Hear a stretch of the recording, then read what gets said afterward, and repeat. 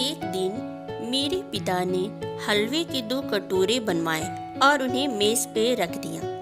एक के ऊपर 2 बादाम थे, जबकि दूसरे कटोरे में हलवे के ऊपर कुछ नहीं था।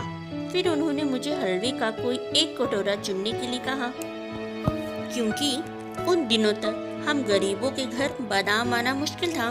मैंने 2 बादाम वाले कटोरे को चुना।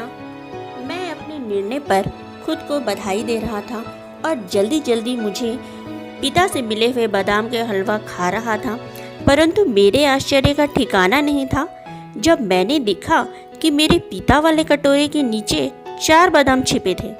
बहुत पछतावे के साथ मैंने अपने निर्णय में जल्दबाजी करने के लिए खुद को डांटा। मेरे पिता मुस्कुराए और मुझे यह याद रखना सिखाया कि हमारी आंखें जो देखती हैं वह हरदम सच नहीं हो सकता।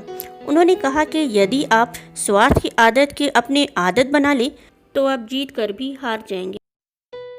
अगले दिन मेरे पिता ने फिर से हलवे के 2 कटोरे पकाए और टेबल पे रख दिया। एक कटोरे के शीर्ष पर 2 बादाम और दूसरे कटोरे के ऊपर कोई बादाम नहीं था। फिर से उन्होंने मुझे एक कटोरा चुनने को कहा।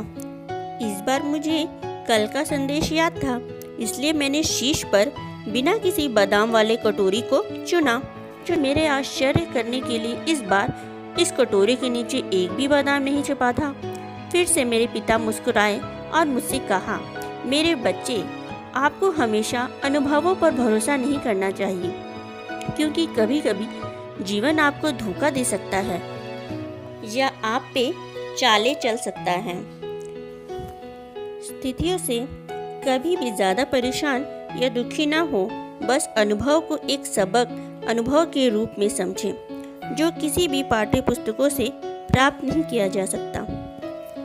तीसरे दिन मेरे पिता ने फिर से हलवे के 2 कटोरे पकाए। पहले 2 दिन की तरह ही एक कटोरे के ऊपर 2 बादाम और दूसरे के शीर्ष पर कोई बादाम नहीं था। मुझे उस पर कटोरे को चुनने के लिए कहा जो मुझे चाहिए था, लेकिन इस बार मैंने अपने पिता से कहा, पिताजी, आप पहले चुने।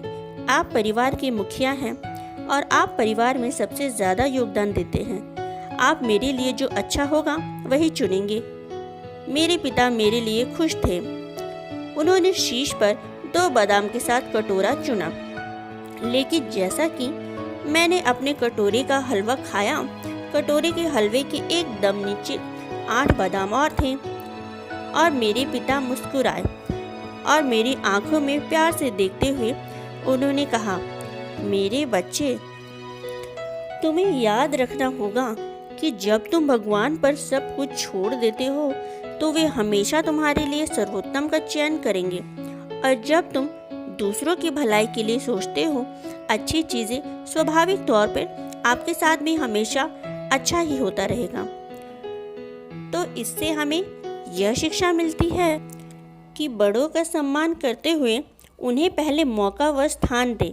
बड़ों का आदर सम्मान करोगे तो कभी भी खाली हाथ नहीं लौटोगे।